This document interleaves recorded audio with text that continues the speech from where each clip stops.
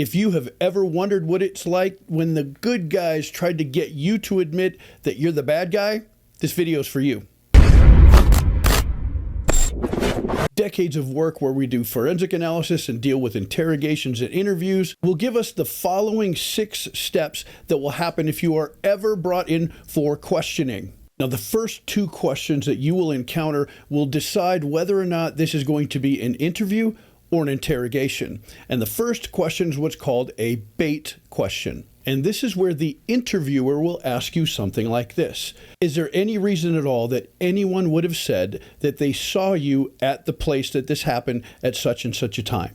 Or another flavor of this would be a question like, is there any reason that there would be videotape or even ring camera footage of you being at such and such a place at such and such a time? Depending how you answer this question brings us to the second one. And the second question is called the punishment question. I went over this a long time ago in another video, but it's really apt to bring it up now. And the punishment question is this. The interviewer will say something like, what do you think should happen to the person that actually did this? Now, you're going to go one of 2 ways here. If you're innocent, more than likely you will become very invigorated and say, hey, if this actually happened, they should throw the book at this person. This person should be locked up and they should throw away the key. There's no excuse for this kind of behavior. Jail for life. But if you're guilty, you will probably say something more like, I really believe the person should probably apologize to the family. More than likely, the person needs support or reassurance or maybe some resources because clearly they need help. Maybe they even need treatment, but they certainly don't need jail time because that would just make the problem worse because they've already clearly got issues. Now, if you would have answered, throw away the key, there's no excuse for this kind of behavior, more than likely at this point, this question session turns into what's called an interview, where they will just ask you for relevant information, but not try to get a confession. However, if there's any inclination that you might actually be guilty, then everything changes at this point to what's called an interrogation. And the point of any interrogation, no matter what anyone tells you, is to elicit a confession. And when you're trying to elicit a confession, you move on to the next 4 pieces of the puzzle. The first piece is that you socialize it. This is where the interviewer or interrogator will say something like, you know something, I believe people will understand when they find out why it happened.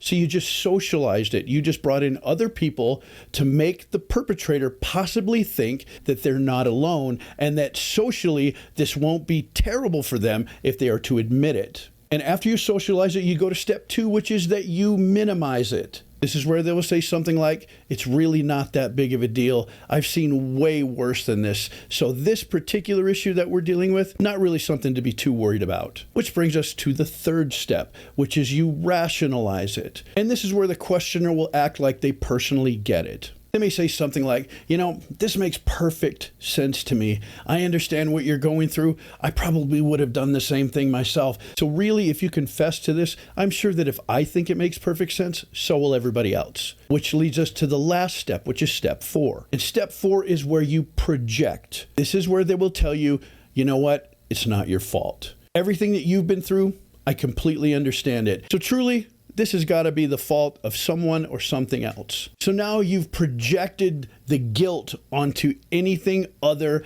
than the subject. And now to seal the deal, the interviewer or interrogator will say something like this. They will try to get you thinking they're your friend, and they will say something like, if you made a mistake, just tell me, because then we can get it worked out. And now they're trying to get your brain thinking we're friends, we're sharing something personal, and I really want to help you. And then the last thing you will likely hear is the threat, but it's veiled, and here's what the threat sounds like. You really need to tell me, because when I leave this room, no one else is coming in to help you. I am the last opportunity that you have. And when I walk out of here, the next face you're going to see is someone who wants to impact the rest of your life and not in a good way. What's the best thing that you can do? To make it all stop at any time you say, I need to speak to an attorney. And guess what?